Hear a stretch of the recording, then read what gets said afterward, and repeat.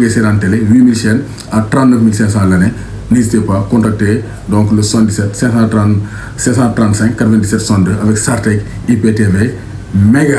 Bonsoir à toutes et à tous, bonsoir à tous les suiveurs et à tous les inconditionnels de Grégoire Omnisport. doomu gars yi Ndiaye warul tiit warul ragal gën a vidéo nag gars yi gën maa gis man tamit namoon naa leen maa ngi di bëggee bu baax a baax donc di leen ni saison bi jeex na mais Grégoire ne va pas vous lâcher donc vous aussi vous n'allez pas me lâcher. Donc on va faire le conseil de classe. Donc en tant qu'enseignant, normalement on doit faire le conseil de classe des Lions du Sénégal. Moi je nga Aliou Cissé DNO donc actuellement ñu xool ndax seen saison donc dox na wala doxul. On va donner les satisfecit, tableau d'honneur, donc encouragement, félicitations, ou bien blâme, ou bien exclusion. Donc on va tout donner. Donc essayer na door nañ conseil de classe Marseille avec donc bureau avec docteur Demba Niang bon Liberté 6 bon New Orleans borom Bordeaux borom Ndoukoumane.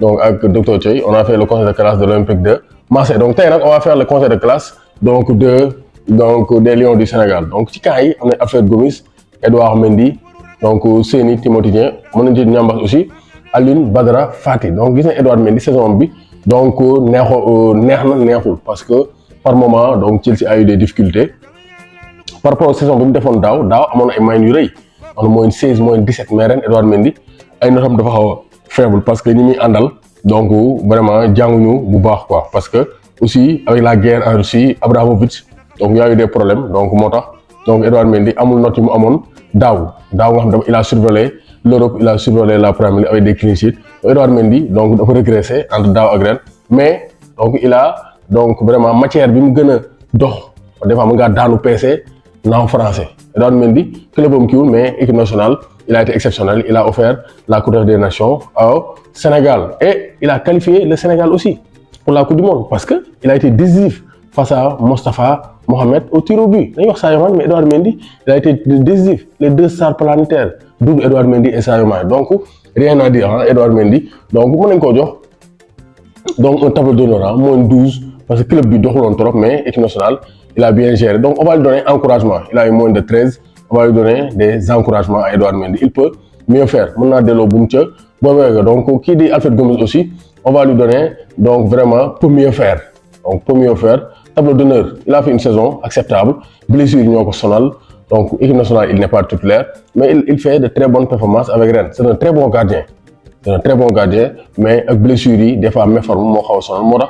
Moi, tableau d'honneur, quoi. Parce que blessure, donc, nous, sonal tableau d'honneur pour mieux faire Edouard qui dit Alfred Gomis Seny Timothy Dieng vraiment des encouragements parce que muy deuxième division donc félicitations sont laa koy jox donc Seny Timothy Dieng dama koy jox félicitations parce que équipe am yéegul première division mais ils ont fait une bonne saison en deuxième division Queen's Park Rangers et pourquoi ma jox félicitations Edouard Mendy dafa gaañu CAN donc dafa Covid début CAN bi Seny Timothy Dieng 2 premiers matchs Zimbabwe ak Guinée il a été phénoménal donc félicitations à Seny Timothy Dieng qui a réalisé une saison impeccable. Axe bi donc Kalidou Koulibaly donc félicitations il a tenu donc vraiment la baraque au Sénégal et il a permis au Napoli aussi de faire un très bon championnat. Donc félicitations à donc Kalidou Koulibaly. Abdou Diallo peut mieux faire Abdou Diallo peut mieux faire. Donc avec le Paris Saint-Germain saison passable ou bien saison médiocre. Je dirais saison médiocre parce qu'il n'a pas joué.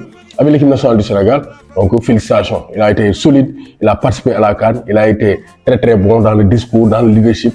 Donc moo tax boo cumulé moyens ni mën na am moins 10 donc saison passable pour donc Abdou Diallo. Donc équipe nationale il a assuré mais en club donc c'était 0. Il n'a pas réussi à s'imposer donc malheureusement donc dama koy jox passable donc et pour mieux faire Abdou Diallo il faut faire plus que ça bu amee temps de jeu. Pape Abou Cissé champion de Grèce donc il a été Canby, donc il a été mitigé parce que des problèmes de relance et tout, donc il n'a pas été serein durant la CAN, même s'il a eu du temps de jeu par rapport à la CAN 2019, mais face à l'Égypte, match de tout, il s'est rattrapé. Il a fait un match impeccable en tant que Boy Pikine, donc vraiment, donc on va lui donner donc tableau d'honneur. Il a été champion avec son club Olympiakos, il est champion d'Afrique, donc il a tenu la baraque face à l'Égypte. Je vais lui donner moins de 13 ans, encouragement, donc des encouragements. Pape Abou Cissé, une très bonne saison, mais des encouragements parce que niveau Warna Gërëmane bu épurer ses relances, il peut mieux faire. Ablaye Seck, c'est l'inconnu du bataillon. Donc, muy jouer, keroog génn ne bu dem ba ci coach bi ne ko damaa war a football. Aliou Cissé, quand même, il doit le tester. Aliou Cissé, il doit tester kii di Abdoulaye Seck parce que bu ko testé wul Donc, on ne saura pas donc, la valeur de Abdoulaye Seck. Quelle valeur? Donc, c'est à Aliou Cissé de lui donner du temps de jeu. Beaucoup de temps de jeu, quelle la valeur de Abdoulaye Seck. Donc, ça, c'est très clair. Donc, Abdoulaye Seck avec Antwerp, saison moyenne. Donc, saison passable, hein, saison passable pour Abdoulaye Seck. Je vais lui donner une note de 10. Même s'il a été champion d'Afrique, je pense qu'il peut mieux faire. Donc, passable, 10. Là, 10. Donc, Saliou Ciss, donc félicitations. Hein. Donc, très bien pour Saliou Ciss. Hein. Très bien. Parce que l'équipe nationale, il a été décisif. Il a provoqué des pénaltys. Donc, décisif face à l'Égypte et dernièrement face au Rwanda. Même s'il a été relégué, mais félicitations à Saliou Ciss qui a donc regagné du crédit. Donc, Sénégalais respectent l'enco avec cette CAN 2022. Donc, ça, c'est donc félicitations à Saliou Ciss, monsieur contrôle, monsieur penalty, vraiment impeccable. Avec les Lions du Sénégal. Côté droit, Sabali, vainqueur de la Copa del Rey. Donc, très bien, mention très bien. Avec les félicitations du jury pour Youssouf Sabaly. Impeccable, il est sérieux, il est discipliné, il est talentueux, il est rigueux. Donc Sabaly, c'est l'homme fort. Hein. Il n'est pas un joueur offensif, mais beaucoup de comprennent que Sadio Mané rendement, Sadio Mané double rendement. Parce que c'est un joueur offensif, il marque. Mais Sabaly, il est intraitable. Donc exceptionnel Sabaly, professionnel, donc vraiment propre. Il y en a des félicitations à Youssouf Sabaly. Donc Bouna Sarr, saison mitigée à 10 là, parce que Bayern Dohul, mais avec le Sénégal, il a été bon, hein. Il a équilibré sa saison en gagnant la CAN et en participant à la qualification à la Coupe du Monde. Donc 10 pour Bouna Sarr. Parce que les joueurs du Sénégal aussi, ils ne brillent pas en club. Donc c'est ça le problème. C'est ça le problème. Donc militaire Nampalys Mendy, très honorable. Mention très honorable avec les félicitations du jury. Mom, donc il a remonté la pente. Il a fait CAN, one Brenza Rosne, Mafine. Je pense que Maïda Wahak Père Toumani Soh, de l'histoire du Sénégal, Nampalys, il n'a pas joué ici 5 ans. Il n'a pas joué plusieurs CAN, mais Moussoul Gis numéro 6 pour Nampalys. Parce qu'il est exceptionnel. Donc Nampalys, mention très honorable avec les félicitations du jury. Ténari, propre, impeccable, leader et décisif. Donc vraiment, c'est un excellent joueur. Hein. Nampalys Mendy, il est très très bon. Il est très très fort, Nampalys Mendy. Vraiment, quel coup, am équipe Bungafa, Yob Nampalys Mendy, Moui Nampal Gaye. Donc exceptionnel. Donc Gana Gueye, donc là, donc Gana Gueye avec le Paris Saint-Germain, défend le début de saison ou pas. Google face à City, match amical Zambie, Sénégal, Moudour et Koufran. Mais après, il s'est effondré. Cette saison, ça n'a pas été trop ça. Donc, je vais donner un tableau d'honneur, moins 12. Donc, mais peut mieux faire, hein, Gana Gueye. On peut s'attendre à un grand Gana Gueye hein, d'ici la Coupe du Monde, s'il gagne du temps de jeu. Ne quittez Paris en temps de jeu, comme ça, il pourra bien tenir sa place. Donc, au sein de l'équipe nationale du Sénégal. Parce qu'il faut avoir du temps de jeu pour pouvoir donc, être compétitif. Ça, c'est très clair. Donc, 12 là, à Gana Gueye, saison donc, mitigée, mais c'est un cadre. Donc, il a été décisif par moment. Donc, moins 12. Donc, on va parler de Pape Gueye. Pape Gueye aussi. Donc, félicitations à Pape Gueye. Il s'est bien intégré. Il commence à gagner des galons. Il a permis aussi à Marseille d'accrocher une deuxième place en Ligue des Champions. Donc, félicitations à Pape Gueye. Donc, moins 14. Donc, vraiment, félicitations à Pape Gueye. Donc, Damay, Nyauti, Ismaël Sarr. Ismaël Sarr, je vais être indulgent. Il a un bal parce qu'avec les blessures, les méformes, mais Kan, retour Kan, il a été décisif. Donc vraiment, donc Ismaël Sarr, donc tableau d'honneur, hein, je vais donner une moyenne de 12 parce que nous avons de jouer Kan, il a bravé les interdits donc, de Watford, il a montré son patriotisme et même s'il a beaucoup de déchets, hein, Ismaël Sarr, beaucoup de déchets dans son jeu, mais son caractère, sa réaction par rapport à son forfait avant la CAN, mon Nangou, Dem Kher, Niafé Bougnou, participer au sac des Lions. Donc ça c'est salutaire. Ismaël Sarr, c'est un grand patriote. Donc moi, moins de 12. Mais avec son club, ça n'a pas été trop ça. Blessé dans le Bari, donc par moment, même s'il a brillé par intermittence. Donc moins de 12 là, donc pour mieux faire, hein. Ismaël Sarr, tableau d'honneur. Hein. Donc Boulaye Dia aussi, il a fait une saison, donc première saison acceptable avec Villarreal pour sa première saison.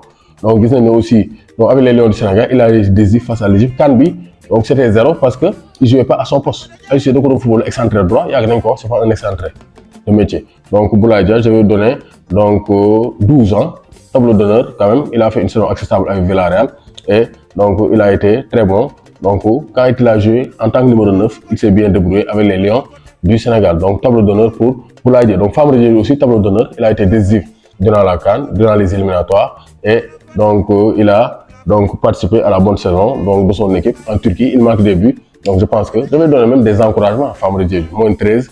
donc encouragement pour Famara mais il peut mieux faire, il peut élever son niveau de jeu pour donc permettre au Sénégal de bien figurer pour durant la Coupe du Monde. Donc Sadio Mané, mention très honorable, le meilleur joueur de la planète, exceptionnel, hein, Sadio Mané, très honorable, le meilleur joueur, il a tout fait, donc vraiment rien à dire. Hein. C'est le premier de la classe, Sadio Mané, avec les félicitations du jury, du conseil de classe. Donc vraiment Sadio Mané, jàpp foog nga ko jàpp bu ko bàyyi bu ko teggi bu ko bàyyi waroo koo bàyyi. Donc on va suivre jusqu'au Bayern de Munich. Maintenant c'est l'Allemagne, cap sur l'Allemagne, et on va suivre Sadio Mané en Bavière. Donc ça c'est très clair. Donc yenn joueurs yi sont les remplaçants. ñoom Habib Diallo, je pense que c'est passable. Habib Diallo avec donc Strasbourg, il est exceptionnel, mais avec le Sénégal, il est trop mou. Habib Diallo, donc moins de 10, passable. Mamadou Loum Ndiaye aussi, il joue pas les Lions, mais en club, il a fait une bonne saison. Hein. Bon saison en club rek, donc je vais donner 12 parce qu'il a été très bon, même s'il relégué,